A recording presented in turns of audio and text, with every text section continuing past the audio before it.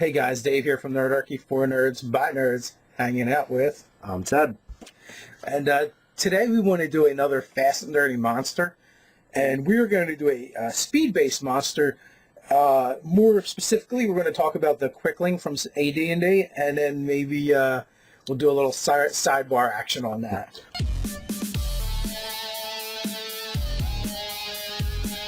Before we get into that, though, jump down to the description below. Click on the link for the the newsletter. That's what I'm looking for. The thing. Sign up for that. It's a great way to get cool tips delivered straight to your inbox, and even a chance to learn how to game in Nerdarchy. So on to fast and dirty monsters. Okay, so basically, the thing about the Quickling was it was quick. It was a fast monster, and the name does not deceive. yeah. It was Dark Fae, and it was actually one of my favorite monsters. I always say this is my favorite monster, but I was really fond of the Quickling. They were just really interesting and fun. Right. And I always wanted one as a familiar if I played like an evil wizard. Right. So their thing is, like we said, it's speed. They're not going to be super strong. The problem is, they hit you so fast you never even see it coming. Right. And then they're already gone. So we're looking at, we're actually going to build several monsters here. We're going to start with the Quickling. So the first thing we looked at is this has to be a character that's insanely dexy. And we looked through, so very dexy. We looked through the monster manual, and on page 301, the Will-O-Wisp, it's a tiny undead, has a dex of a 28. That's obnoxious for this edition. Yeah, and we can take a couple other things from this monster as well. Like, we can steal the armor class, so we don't have to think very much about it. The great part of that is that's totally just fed straight off the dex. Yeah. Because it's 10 plus 9, so done. The hit points are about right. Our speed is slow, and I think for what we're looking for, it's only 50 fly and 0 ground. So this is where we're going to get a little creative. We're going to take away the fly speed because we're not looking to do that. And how crazy are we looking to do speed? Are we looking at 70, 80, 90? In AD&D, I think you can do a straight conversion and go 90 feet. That's what I was thinking as well. And then the idea is that there's 2 abilities I would give this monster. Okay. Right off the bat, I would give it Nimble Escape from Goblin. That's totally ripped off of page 166 in Goblin. They all have Nimble Escape. The Goblin can take a disengage or hide action as a bonus on each of its turns. So that totally fits in with what the Quickling should be able to do. What we're going for. And then, in addition to that, I would give a multi-attack. Right. I would say it could get two weapon attacks. Now, granted, this is a really small monster, so, you're probably only, if anything, I would go to the sprite and see how much damage they do. Mm-hmm. And it's going to be that plus their dex bonus.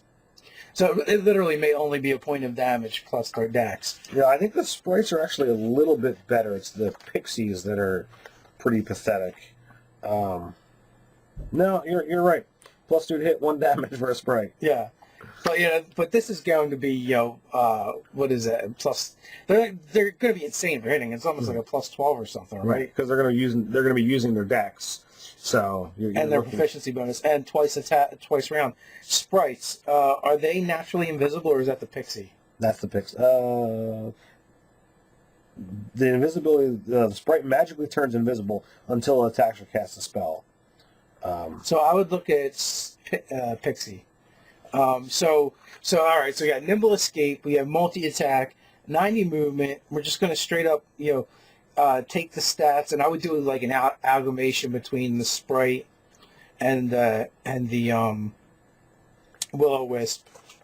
And if you just got to figure out which max up. And let's face it, in the actual game turns and combat and stuff like that, it's not going to matter. The only one you're probably going to have to really switch out is the strength, because the Will-O-Wisp doesn't really have a physical form. They're not corporeal. Right. So the one won't make sense, but it's going to get bumped up. Even if you look at, oh wow, Pixie has a 2 strength. Pixie has a 2 strength. The sprite has a 3. Yeah. Yeah. So they really are small and weak. Well, you're only 18 inches tall. Right. Yeah. So what are you going to do? What is the invisibility? The pixie magically turns invisible until its concentration ends, as if concentrating on a spell. Any equipment the pixie wears or carries is considered invisible with it.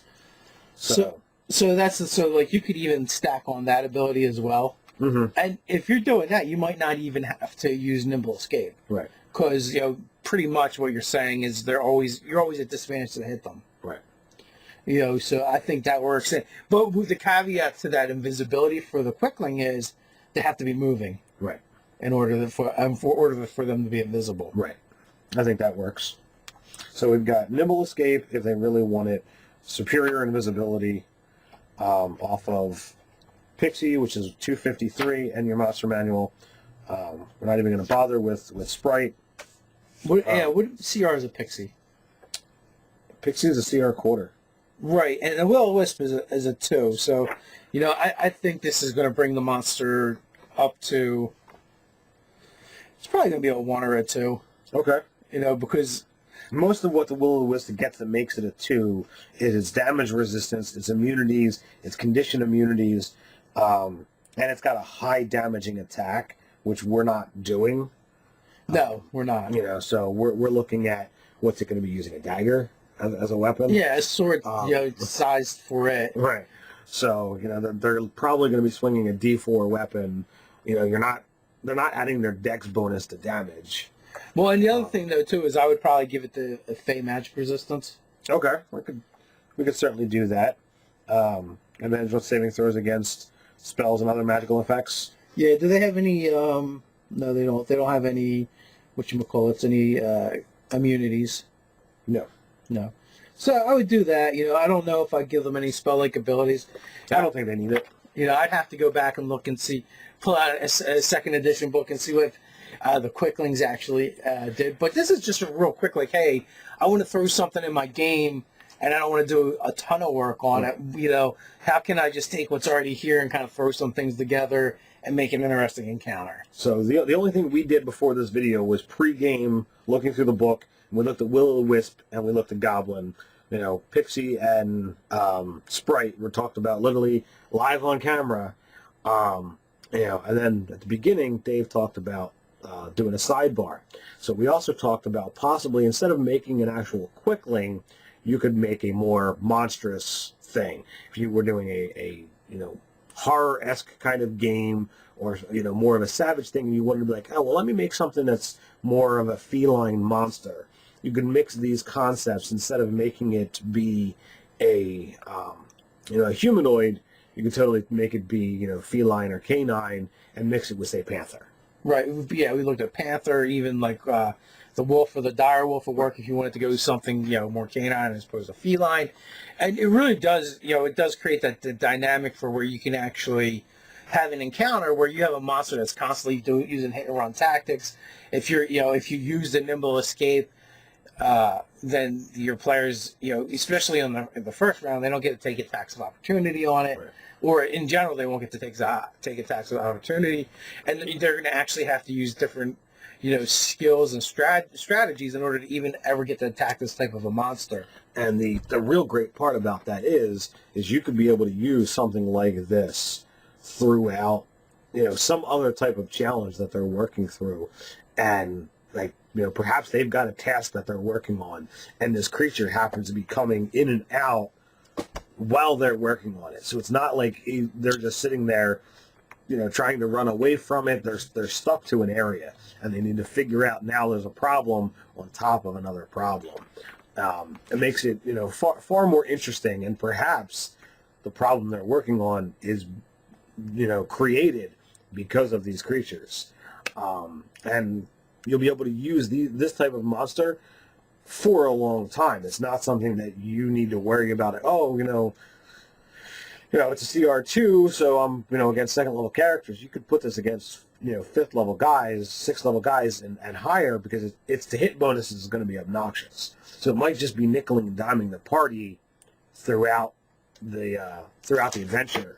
Yeah, and the other thing too is like you want to do a lot of foreshadowing with this type of encounter. Like you totally want to do like the horror movie thing where like you think you see something and look, there's nothing there. You feel a little bit of a breeze, but there's nothing else going on, or only one person feels it. Even if say someone has see invisibility and they actually see it, I would still describe it as a blur and not give them a clear description of what it looks like, just because it's just moving so fast. It's not so much, the concept behind the Quickling invisibility isn't actually that it disappears. It's that it moves so fast that it's gone before you can even detect it. Right. So, it's like, oh, if it's a panther, you see a four-legged form that's black blur by as, your companion's cloak is torn, and you begin to see a trickle of blood, from your companion's leg or, side, whatever. Yeah, and like with these kind of monsters too, you can have a lot of fun with it, like especially like in a wooded area or in a building, like you totally do the running up trees and walls and stuff like that.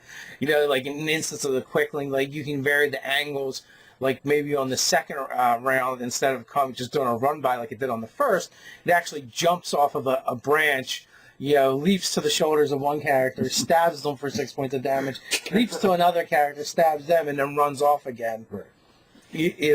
So and it just gives you another way, basically they feel a breeze, a light touch, and then the sting of the Quickling blade, before it's gone, and then they have to figure out, oh my god, what is this thing? And then say someone does drop see invisibility, so they can actually see. They see it coming, but it's just a blur, and it's so fast.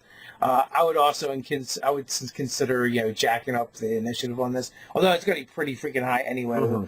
With an 18, with a 28, dexterity. So that's just some of our thoughts. Fast and dirty monsters, how to make something really fast, really deadly, throw it at your players with minimum amount of prep time. Let us know how you would do it, if you like these ideas, or if you want us to do something else in the future, in the comments below. While you're at it, like, share, and subscribe. You can check us out on Instagram. So until next time, stay nerdy.